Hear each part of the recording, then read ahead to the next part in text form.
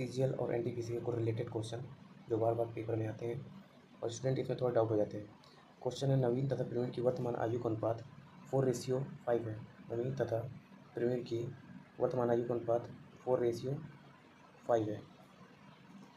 वर्तमान आयु और 5 वर्ष बाद प्रवीण की आयु, देखो यहाँ पे थोड़ा लैंग्वेज कंफ्यूज करने वाली है।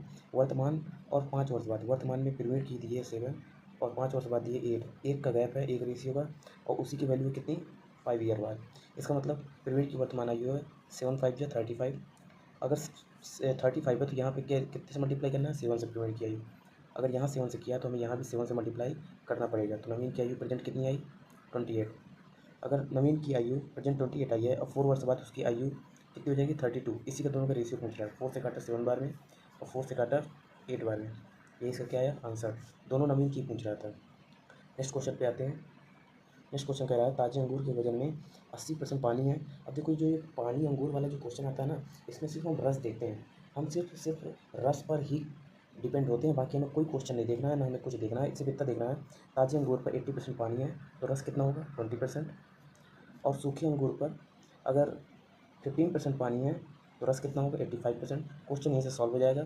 अगर ताजे अंगूर को दिया है किलो में तो लिखेंगे 30.6। ताजे अंगूर को दिया है ना, ताजे अंगूर में रस कितना है 20%, इसका 20% और डिवाइड बाई किससे पूछा है, सूखे अंगूर में किलो में पूछा है, 85 से डिवाइड कर देंगे, यही आंसर आ जाएगा। ठीक, अगर यहाँ पे क्वेश्चन पूछता, अगर यहाँ पर क्वेश्चन कहता कि 13.6 किलो सूखे अंगूर हैं तो ताजे अंगूर कितने प्राप्त किए जा सकते हैं, तो बस यहाँ पे चेंज कर देती है, यहाँ पे 85 कर देती है और यहाँ पे 20 कर देते हैं। सिर्फ इतना होता है, बाकी और कुछ नहीं है, बिल्कुल ईजी क्वेश्चन होता है। ये वाली ट्रिक हमेशा याद रखना, हर क्वेश्चन पे लागू होगी।